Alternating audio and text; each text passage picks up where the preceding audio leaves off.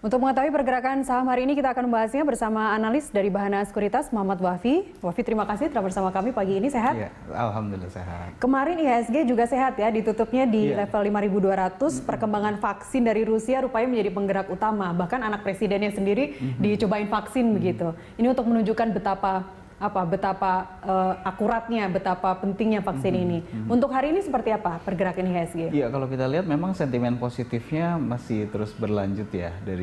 Pertama dari bursa Amerika sendiri kan kalau kita lihat semalam ditutup menguat. Pagi ini Asia juga kan dibuka mayoritas menguat juga. Sehingga IHSG juga kan tadi pagi kita sudah lihat barusan saja itu dibuka di teritori positif. Dan kalau saya melihat dari perkembangan indikator-indikator yang ada ya selama semalam sampai dengan pagi ini, saya melihat bahwa IHSG berpeluang ditutup di teritori positif sampai dengan sore nanti. Gitu. Oke, di support resistance berapa? Ya, kalau untuk supportnya sendiri memang saya lihat ada di 5.225 dengan resistensinya sendiri ada di 5.275. Mungkin untuk hari ini masih agak sulit untuk menguji level 5.300 ya. Tapi masih bergerak di zona hijau ya. Menteri Keuangan kemarin juga mengatakan untuk siap memberikan bantuan kepada subsidi bunga, 3-6% untuk pinjaman UMKM. Sentimen ini apakah juga akan terus menjadi katalis positif untuk indeks? Iya, tentu saja. Itu sudah terbukti tadi kalau kita lihat di pembukaan tadi ya, pasar seperti Bank BRI dan Bank BNI juga dibuka menguat ya, karena dua bank itu kan sebenarnya porsi kredit UMKM-nya cukup besar juga ya kalau kita lihat. Tapi ini hanya saham perbankan yang di big cap saja? Iya, sebenarnya untuk yang saham-saham perbankan yang smaller cap juga terkena sentimen positif seperti ini ya. Namun kalau kita melihat secara fundamental sektoralnya itu sendiri, memang 2 tahun terakhir dari 2019 dan 2020 ini merupakan tahun yang cukup menantang untuk saham-saham dengan kategori aset yang lebih rendah ya. Jadi memang pemilihan sahamnya sendiri kalau dari kami Bahana Sekuritas memang masih lebih menyukai dan lebih menyarankan untuk stay di saham-saham yang buku 4 yang besar-besar saja. Oke. Kemudian juga ada uji klinis ya di uji klinis vaksin corona di Bandung. Apakah itu juga masih menjadi sentimen positif untuk indeks? Ya, kalau kita lihat memang itu salah satu sentimen positif pekan ini ya. Mengingat kalau kita lihat dari data makro sendiri kan pekan ini bisa dilihat cukup sepi ya. Tapi justru sektor farmasi kemarin sahamnya Selasa sempat stagnan. Betul, karena memang kalau kita lihat kan kenaikannya sudah terjadi di pekan sebelumnya. Dan kalau kita lihat memang sebenarnya makanya tadi saya katakan salah satu sentimen positif, karena ada berbagai macam sentimen positif lainnya seperti kemarin kita lihat ada data inventory dari industri kelapa sawit, kemudian ada data penjualan dari kendaraan roda 4 juga. Itu sentimen-sentimen sektoral itulah yang kemudian menopang pergerakan IHSG di pekan ini. Tapi untuk melihat CPO sendiri kalau di perdagangan kemarin kan sempat menyentuh level terendahnya ya, di berapa 2.631 per ton ya. Kalau untuk hari ini seperti apa pergerakan saham emiten CPO? Kalau kita lihat dari overnight-nya saja, kalau semalam itu kan dan data pagi ini menunjukkan mulai ada rebound dari harga emiten CPO, harga komoditasnya itu sendiri ya. Jadi kalau kita lihat memang tren positif CPO ini kelihatannya masih akan terus berlanjut pada sepanjang di semester 1. Walaupun memang kalau kita lihat, kita tarik nih sampai dengan akhir tahun, kami sendiri memang masih memperkirakan bahwa harga rata-rata CPO sepanjang tahun 2020 ini di kisaran 2.350 sampai dengan 2.450.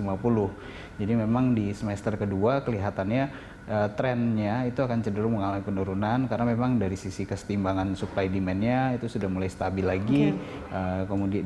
Kemudian dari sisi panennya juga kan kalau kita lihat mulai mengalami peningkatan, jadi harganya akan berangsur-angsur mengalami penurunan dan berada kembali ke level stabilnya dengan harga rata-rata tadi 2.350 sampai dengan 2.450 per ringgit per ton.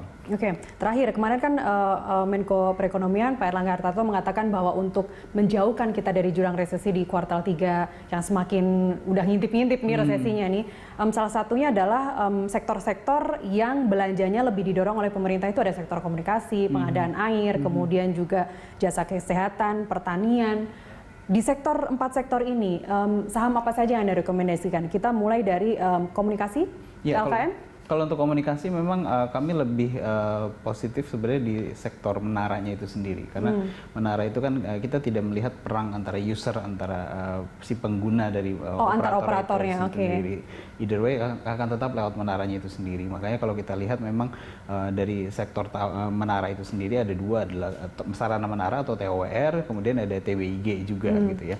Kemudian kalau dari sektor telekomunikasi memang top pick kami sendiri dari Bahana Sekuritas masih di Telekomunikasi Indonesia atau TLKM, karena memang dari sisi market cap-nya juga cukup besar, dan baru-baru ini juga TLKM mengeluarkan satu paket yang memang unlimited, kan belum pernah ya dikeluarkan sebelumnya juga. Artinya strategi TLKM di tahun ini kelihatannya mulai memperbesar market share-nya lagi, sehingga itu sebenarnya positif juga. Dan kalau kita lihat secara dividend yield-nya sendiri kan memang masih cukup atraktif dibandingkan Indosat dan Excel juga. Itu dari sisi telekomunikasi. Kalau untuk jasa kesehatan, untuk farmasi, rumah sakit? Ya, untuk farmasi sebenarnya kalau kita lihat lebih sedikit diuntungkan dibandingkan rumah sakit ya. Kalau kenapa kita lebih prefer ke farmasi dibandingkan rumah sakit? Karena kalau kita lihat semenjak terjadi pandemik ini, angka average revenue per unitnya sendiri dari rumah sakit kan cenderung mengalami penurunan.